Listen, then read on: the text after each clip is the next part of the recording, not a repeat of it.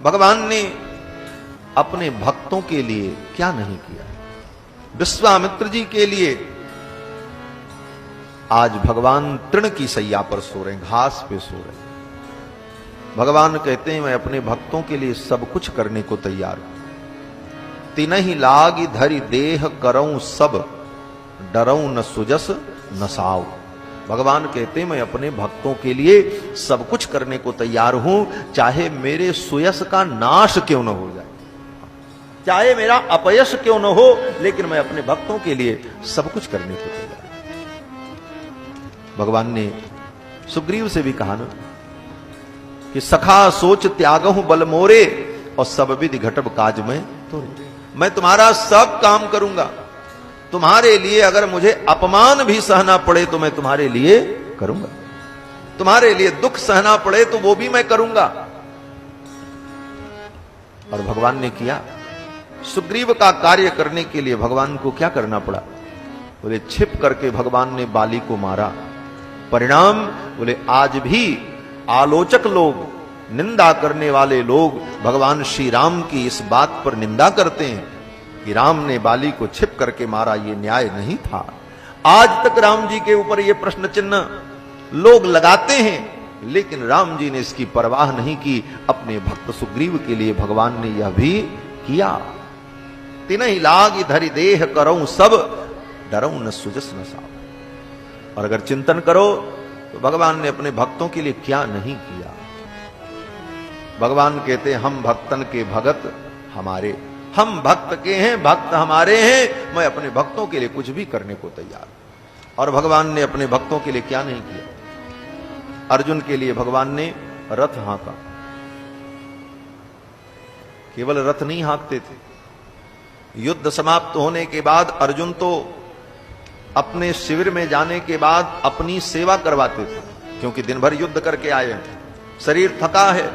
सेवक लोग मालिश करते थे, शरीर में घाव हो जाए तो औषधि का लेप होता था, अनेक प्रकार की पौष्टिक वस्तुओं का सेवन कराया जाता था, मनोरंजन होता था कि दूसरे दिन के युद्ध के लिए प्रिपेयर हो जाए, तैयार हो जाए। और भगवान क्या करते थे? बोले युद्ध के बाद भगवान अपना काम करते, घोड़ों को ले जाकर के घुड़साल में बांध करके उन घोड़ों की पीठ पर भगवान मालिश करते थे, घोड़े तैयार हो जाएं कल युद्ध में जाना। रथ को साफ करके स्वच्छ करके जो बाण के टूटे हुए टुकड़े पड़े रहते थे उनको झाड़ करके फेंक करके पूरे रथ को तैयार करते थे। जैसे एक ड्राइवर मालिक के बैठने के पहले गाड़ी को पोंछ करके साफ करके सब फिट करता है, उस प्रकार भगवान प्रतिदिन रथ की तैयारी करते। क्या कोई करेगा? अपने भक्त के लिए भगवान सब कुछ करते हैं। तिनहि लागी धरि देह करऊं सब, क्या नहीं किया। भक्तों के लिए भगवान ने जूता तक उठाया। द्रौपदी की जूती को, द्रौपदी के चप्पल को, पादुका को अपने पीतांबर में लपेट करके कांख में दबाए रहे और चुपचाप दरवाजे पर द्वारपाल के समान खड़े रहे भक्तों के कल्याण। भीष्म पितामह रो पड़े। भीष्म पितामह ने कहा था दुर्योधन की पत्नी से प्रातः काल चली आना, मैं तुम्हें आशीर्वाद दूंगा। भगवान जान गए दुर्योधन की पत्नी अगर चली गई, आशीर्वाद उसने प्राप्त कर लिया सौभाग्यवती का, तो दुर्योधन को कोई मार नहीं सकता। और जब तक दुर्योधन मरेगा नहीं तब तक मेरी द्रौपदी का मंगल नहीं होगा, द्रौपदी को सुख नहीं होगा। मैंने वचन दिया, मुझे कुछ करना चाहिए। भगवान ने योजना बनाई, द्रौपदी से कहा तैयार हो जाओ, चलना है। बोले कहां? बोले पितामह के पास। और रात्रि में लेकर के भगवान चल पड़े। दुर्योधन की पत्नी आवे उसके पहले भगवान द्रौपदी को लेके आ गए। कहीं कोई जान न जाए इसलिए भगवान ने कहा अपना जूता उतार दो, आवाज आएगी, मैं इसे हाथ में ले लेता हूं। द्रौपदी ने अपने पैर के जूते खोल दिए, पादुकाएं खोल दी और भगवान ने उनको उठा करके धीरे से पीतांबर में लपेट कर कांख में दबा लिया और कहा धीरे से चलो। और भीतर जाकर के चुपचाप घूंघट आगे करके पितामह को प्रणाम करना।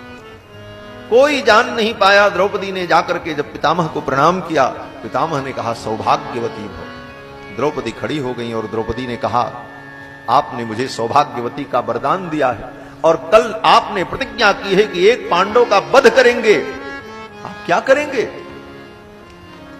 भीष्म पितामह चौंक गए। देखा द्रौपदी तुम? बोले हां मैं। अगल बगल देखा, कहीं दुर्योधन की पत्नी नहीं दिखी।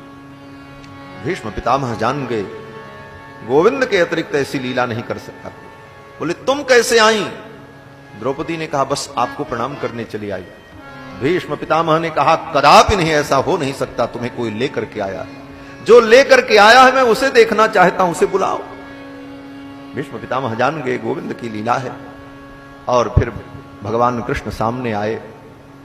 कृष्ण की कांख में दबे हुए द्रौपदी की जूती को देखा। भीष्म पितामह रो पड़े, गोविंद धन्य हो, हे भक्त वत्सल, मैंने प्रतिज्ञा तो की थी, लेकिन आपकी प्रतिज्ञा, आपके संकल्प के सामने कोई क्या कर सकता है। अब तो मेरी लाज भी आपको ही रखनी है। ऐसा कह करके भीष्म पितामह ने भगवान को प्रणाम कर दिया। तो भगवान ने अपने भक्तों के लिए क्या नहीं किया। तिन्हि लाग धरि देह करऊं सब, डरऊं न सुजस न साव।